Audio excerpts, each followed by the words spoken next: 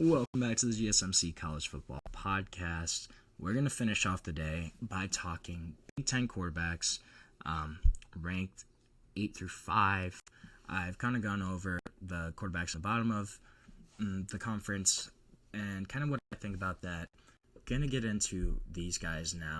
The big theme here and this kind of upper middle tier, I would say, is lack of experience. A lot of these guys I kind of ranked where they are based on upside, based on how I think that they're going to do next season in 2025 with the pieces around them, stuff of that nature. So, number 8, this is kind of, I could see it being controversial. I have Bryce Underwood at number 8. Obviously, we have not seen him whatsoever as a college quarterback. We don't know what's going to happen with Bryce Underwood.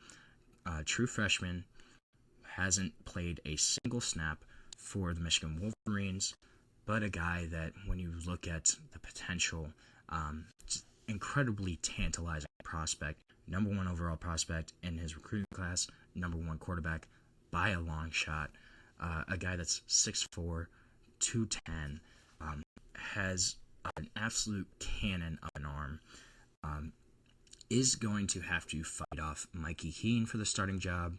Honestly, I could see Michigan doing Mikey Keene for a couple games. That just seems like a Michigan move to kind of start the veteran for a few games. But if they're smart, they hand over the keys to Bryce Underwood pretty much right away and say, hey, dude, this is your offense. This is your team. And we're just going to roll with it. A guy that I can't see how he would be worse than Michigan's situation at quarterback last year. Just an incredibly impressive prospect. A guy that they stole from LSU, gave him a $10 million NIL deal, essentially, to come to the University of Michigan. I'm excited to see what he can do, though. Is the hype real? Is this guy really that good? We're going to see it pretty much. I don't know if it'll be right away.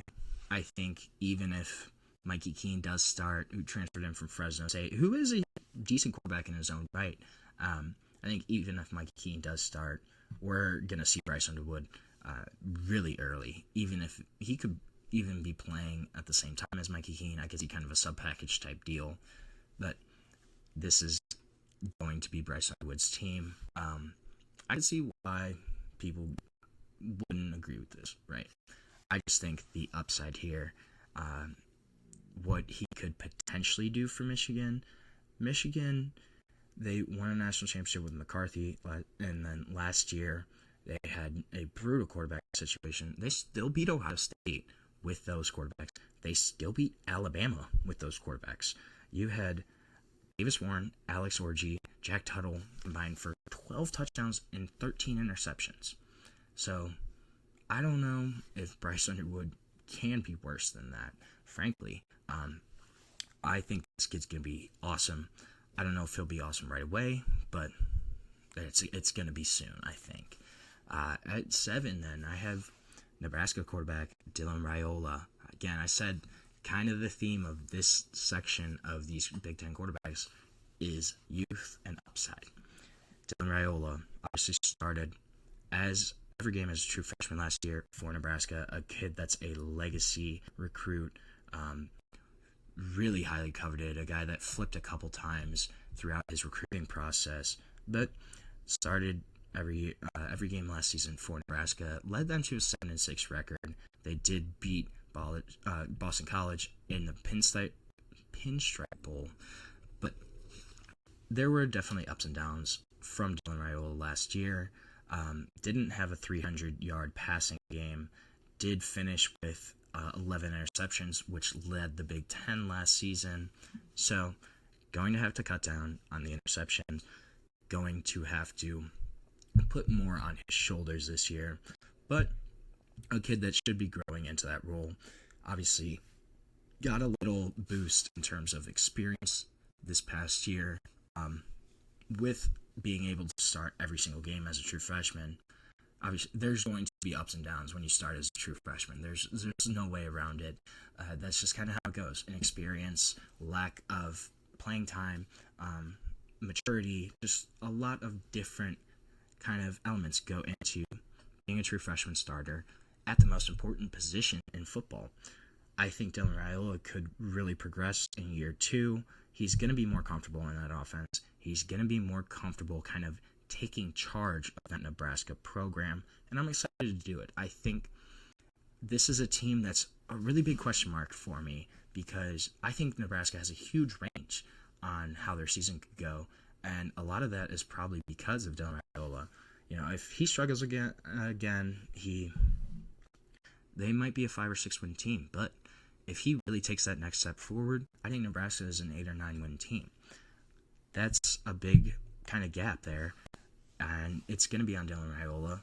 I like, though, the potential of Dylan Raiola. I think coming in as a starter year 2, that's going to be a big thing for him, getting a full offseason just under his belt where he already knows he's a starter. He can hone on the playbook, really try to emphasize that, and there could be improvement here. But then the 6th best quarterback, again, another sophomore, but a guy I think is really, really tantalizing quarterback option in Damon Williams Jr. from Washington. Now, this kid has only started 2 career games, so haven't seen a ton of him. He did lose both those games as a starter, but really showcased some high-end potential in those 2 games. Had 944 passing yards, 8 touchdowns, 1 interception in that time. Had a 78% completion percentage also. And Washington promoted QB's coach Jimmy Doherty to offensive coordinator, so obviously going to have continuity there with his QB coach becoming the OC. That should be a really good bonus for Damon Williams. And I think this guy is a really big breakout candidate. If you look at what he did in those 2 starts he had, and just kind of the dual threat potential he showed, what he could do with his legs, what he could do throwing the ball, it's a really, really impressive quarterback. He's going to be super inexperienced, but I would not be surprised if Damon Williams just jumps out of nowhere and starts sprinting out of the gate, kind of jumping into that upper echelon of quarterbacks. That would not be surprising for me whatsoever. This kid is legit.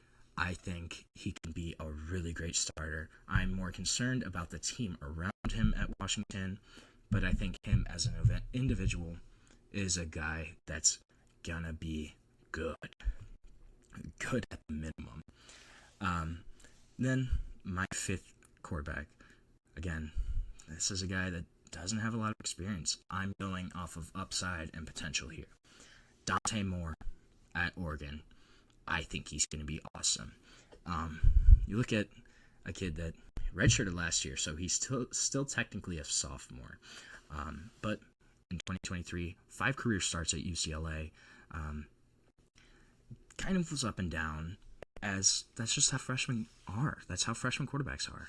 So he had some problems with interceptions in that year at UCLA, but a guy that transfers away, goes to Oregon, sits behind Dylan Gabriel, and Dylan Gabriel played in college forever.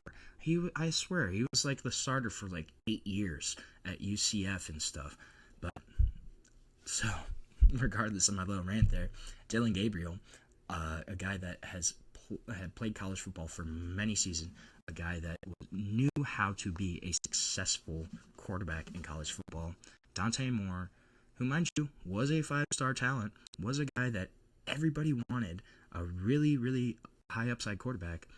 Dante Moore starts a little bit his freshman year, sits behind one of the most experienced quarterbacks in college football for a year, learns how to be a quarterback, learns how to be a starter, how to prepare, how to do things the right way. And then you pair his 5-star pedigree, his sitting behind Dylan Gabriel, his starts at UCLA, you pair that with the talent that he has around him, Mekhi Hughes coming in from Tulane, DeCorian Moore, the number 1 receiver in the country coming in, and then you have guys returning too on that side of the ball. This is a kid that I think is going to be awesome. They have continuity with Will Stein in his 3rd year as an offensive coordinator. Dante Moore watch out. Watch out for Dante Moore. I think he's going to be really great. Could this be a little too high? Certainly. He could totally flop.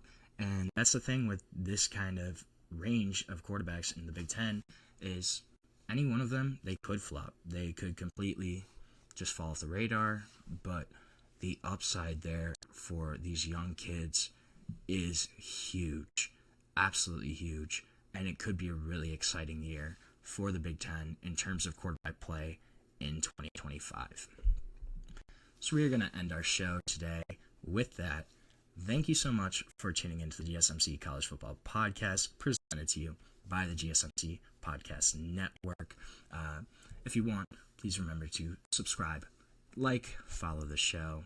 And if you want, you can also go to Facebook, Instagram, Twitter, TikTok for even more sports content, more sports updates that you love. Thank you so much, and have a great day.